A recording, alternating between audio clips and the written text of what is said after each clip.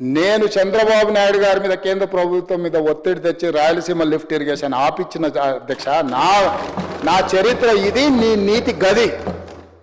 ఇవాళ నేను సూటిగా చెప్పదలుచుకునే వేదిక మీద నుంచి రెండు రాష్ట్రాల మధ్యలో మంచి వాతావరణం ఉండాలని ఇప్పటి వరకు నేను సాధించిన విజయాన్ని కూడా నేను చెప్పుకోలేదు అధ్యక్ష.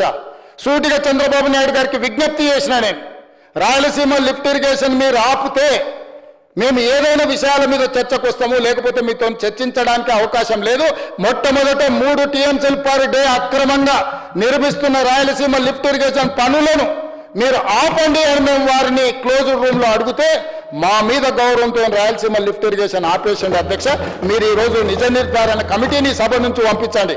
కూనంనేని సాంబశివరావు గారిని, అక్బరుద్దీన్ ఓవైసీ గారిని, బీజేపీ మహేశ్వర్ రెడ్డిని ఎవరిని కమిటీ వేస్తారో, ఇంక్లూడింగ్ బీఆర్ఎస్ మాజీ సాగునీటి పారుదల శాఖ మంత్రులు ఇద్దరున్నారు, చంద్రశేఖరరావు, హరీష్ రావు. వాళ్ళిద్దరు నాయకత్వాన్ని ఎవరినో ఒకరిని పెట్టి రాయలసీమ లిఫ్ట్ ఇరిగేషన్ పనులు ఆగినాయా లేదా, ఉత్తమ్ కుమార్ రెడ్డి గారు మంత్రి అయిన తర్వాత కాంగ్రెస్ అధికారంలోకి వచ్చిన తర్వాత ఆగిన వాళ్ళే నిజ నిర్ధారణ కమిటీ పంపించండి అధ్యక్ష.